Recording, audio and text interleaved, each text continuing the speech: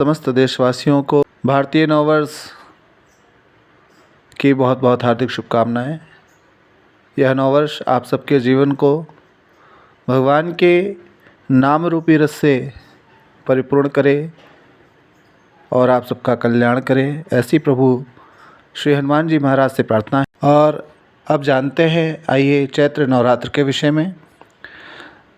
तो चैत्र नवरात्र का आरंभ विक्रम संवत 2081 9 अप्रैल मंगलवार 2024 को हो रहा है। तो सर्वप्रथम तो यह जानेंगे कि भगवती माँ दुर्गा इस चैत्र नवरात्र में किस पर सवार होकर आ रही हैं। हर नवरात्र में जिस जिस सवारी पे आती हैं उसके अलग अलग संकेत होते हैं, उसका मनुष्य के जीवन पर अलग अलग प्रभाव पड़ता है।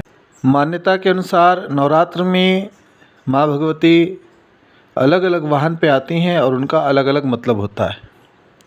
तो इस बार चैत्र नवरात्र में माँ दुर्गा घोड़े पर सवार होकर आ रही हैं और इसका भी अपना एक अलग ही मतलब है, क्योंकि जब माँ भगवती दुर्गा घोड़े पर सवार होकर के आती हैं तो इसे छत्रभंगे स्तुरंगम कहा जाता है, अर्थात माँ दुर्गा का यह वाहन शुभ नहीं माना जाता। माँ दुर्गा के इस वाहन से यह संकेत मिलता है कि आने वाले वक्त में सत्ता में परिवर्तन होने की संभावनाएं रहेंगी, साथ ही विश्व में युद्ध आदि की प्रबल संभावनाएं बनेंगी।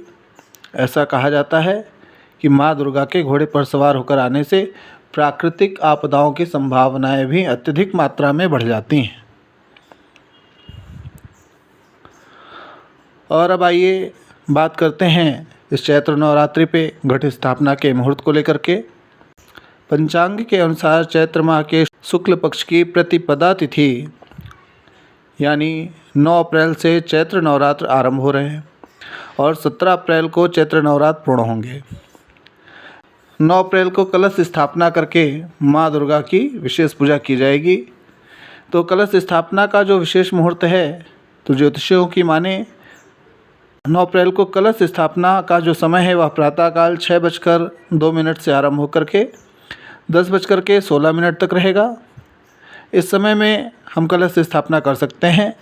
इसके अलावा कलश स्थापना का जो दूसरा मुहूर्त है वह मध्याह्न काल में 11:58 से आरंभ होकर के 12:48 तक रहेगा। इसे हम अभिजीत मुहूर्त के नाम से भी जानते हैं, अतः इस समय में भी हम कलश स्थापना कर सकते हैं। आप समस्त देशवासियों को पुनः विक्रम संवत 2081 भारतीय नववर्ष की बहुत बहुत हार्दिक शुभकामनाएं और चैत्र नवरात्रि के पावन पर्व की भी आप सबको बहुत बहुत हार्दिक शुभकामनाएं। जय श्री सीताराम, जय बजरंगबली।